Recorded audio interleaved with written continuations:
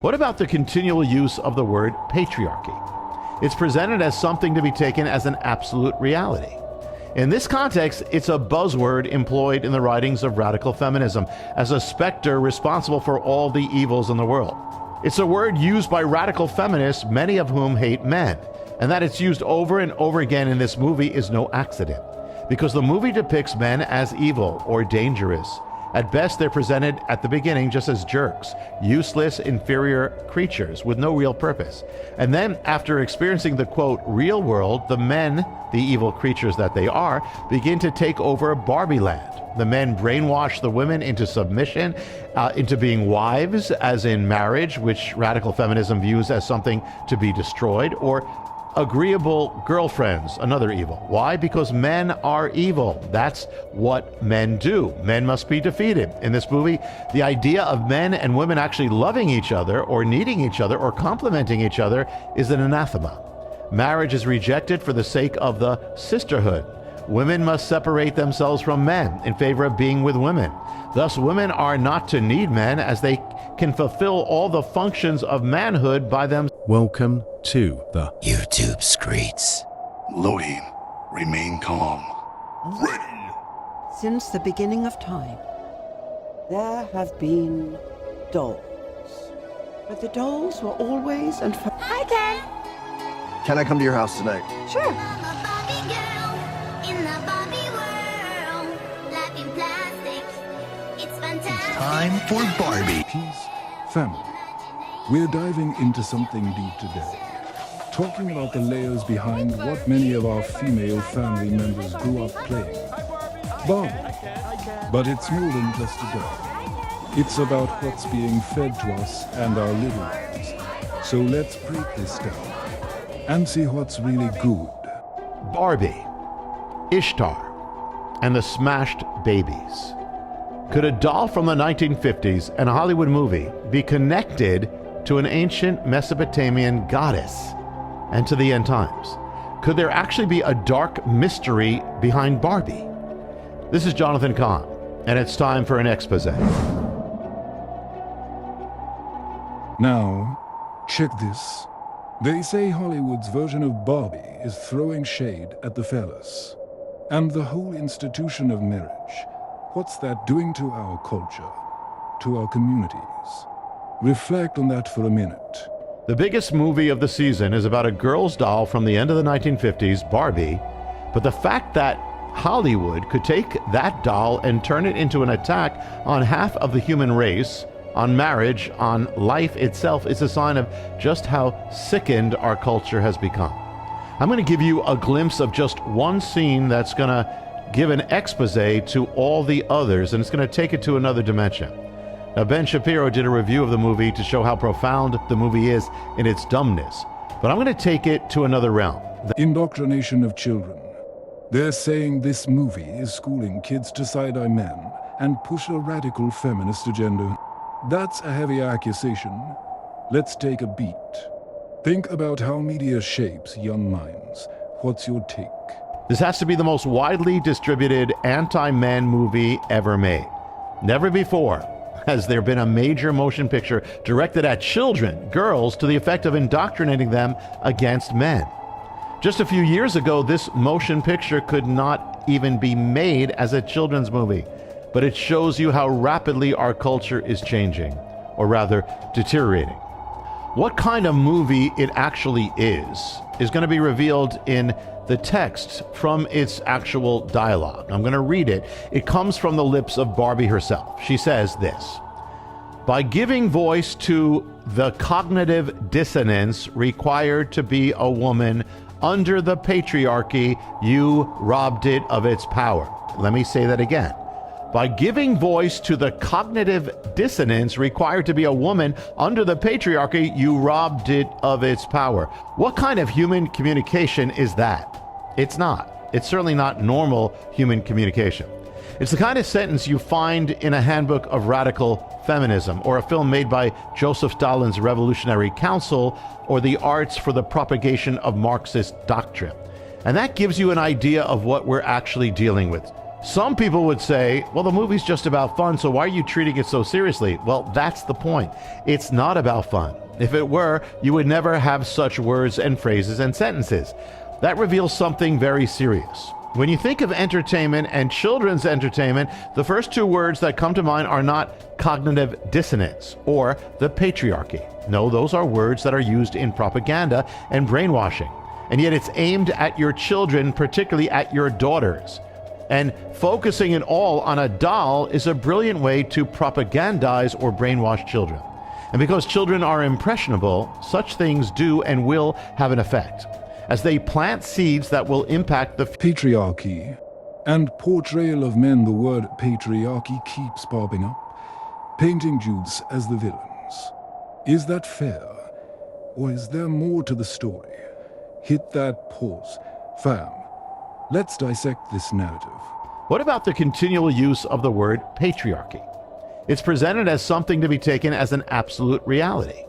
In this context, it's a buzzword employed in the writings of radical feminism as a specter responsible for all the evils in the world. It's a word used by radical feminists, many of whom hate men, and that it's used over and over again in this movie is no accident, because the movie depicts men as evil or dangerous. At best, they're presented at the beginning just as jerks, useless, inferior creatures with no real purpose. And then, after experiencing the, quote, real world, the men, the evil creatures that they are, begin to take over Barbie land. The men brainwash the women into submission, into being wives, as in marriage, which radical feminism views as something to be destroyed, or agreeable girlfriends, another evil. Why? Because men are evil. That's what men do. Men must be defeated. In this movie, the idea of men and women actually loving each other. The sisterhood versus marriage is getting the cold shoulder. For the sisterhood, what's that saying to our queens about their bond with us kings? Pause on that. We need to talk about the impact on our households. There is an anathema. Marriage is rejected for the sake of the sisterhood. Women must separate themselves from men in favor of being with women. Thus, women are not to need men, as they can fulfill all the functions of manhood by themselves without men. And men likewise are not to need women, as they can presumably fulfill all the functions of womanhood by themselves without women. Now imagine a movie aimed at boys that depicted women as inferior, useless, and evil creatures that had to be conquered, and boys or men had to separate themselves from them. What would be the reaction? And yet Hollywood is vilifying half of the human race, and it's okay. So the victory here is when the women conquer the men. How do they do it? By manipulating them, because men are not only prone to evil, but to extreme stupidity, into fighting each other, since men are always ready to explode into violence. And all this is a common technique of propaganda films. Communist propaganda presents capitalists as the problem, antagonists bent on evil. Give them an inch, they'll take over the world, and they'll oppress and subjugate the common people, the proletariat. In Nazi propaganda, the problem is the Jews, who are also bent to evil. Give them an inch, they'll take over society. They'll take over the world, they'll subjugate the Aryan races. It's the same thing here, except that the antagonists here, the dangerous evildoers, are half the human race. And those whose existence with regard to women is actually linked to love and family and life in real life. The separating of man and woman in this movie is not an accident, any more than it's an accident that one of the Barbies in the movie is actually a transsexual, or that Barbie alludes to gay masturbation among the Kens in a movie aimed at children. What kind of culture pushes this on children? A sick culture, but it goes deeper. And here's the reveal. And it's there at the very opening of the movie. It's all there. The movie opens up with a scene of girls playing with baby dolls. The narrator says that since the beginning of time, girls have played with dolls. But, note the word but, leading into the idea that there's a problem in this. What is the problem? She says, but the dolls were always and forever baby dolls. Always and forever. Baby dolls. Motherhood as primitive, they're portraying motherhood as something out of the Stone Age. That's a direct hit on our life givers. How does that sit with you? Let's pause and reflect on the value we place on motherhood. They were an endless, relentless, interminable problem. Just as important are the visuals. the girls are shown with dolls caring for them as would their mothers, holding them, nurturing them, feeding them, combing their hair. And interestingly, the girls appear unhappy, somber, or miserable, as if they're engaged in an act of slavery that they're forced to be part of.